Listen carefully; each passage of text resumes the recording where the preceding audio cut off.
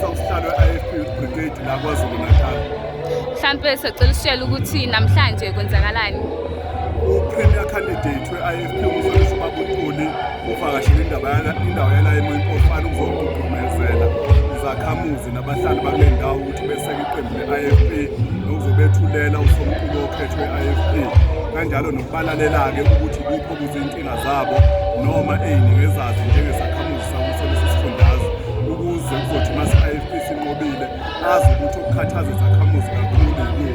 Siyazi ukuthi okuningi ukukhathaza izakhamuzi ubugebengu ungabikho kwamathuba emisebenzi ezinye zezinto azobe ey'xoxa nezakhamuzi zakule ndawo ukucacisa ukuthi i-IFP masinqobile njengoPremier ozongena ngomhla ka-1 June ikuphi okuzokwenziwa iqembu leNkatha yesizwe.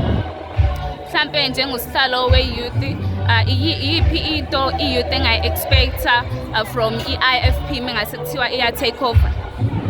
Njenge-IFP siyazi ukuthi sinomlando omuhle ukukhanda amathuba emisebenzi ukuze abantu abasha bawacoshe kanjalo nokubahlomisa ngolwazi ukubanikeza amathuba ukuya emakholeji nasemayunivesithi ezizokwenza ukubuyela ey'mpandeni zomntwana owaphinda angena umsunguli waleli qembu.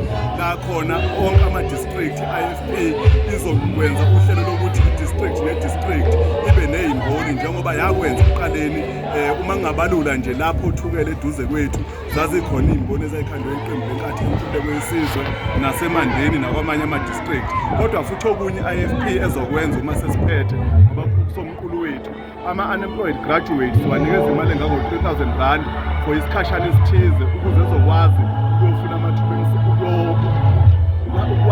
amathuba emisebenzi nokufinyelela ey'ndaweni laba suke befuna khona usizo. Kodwa enye into i-IFP ezoyenza njengoba kwabalulwa kumsomqulu wethulo ukuthi iNkatha yesizwe izoqinisa ukuxhasa noma ukusimamisa osomabhizinisi abancane ukuze bezokwazi ukuqasha abantu ey'ndaweni la abahlala khona.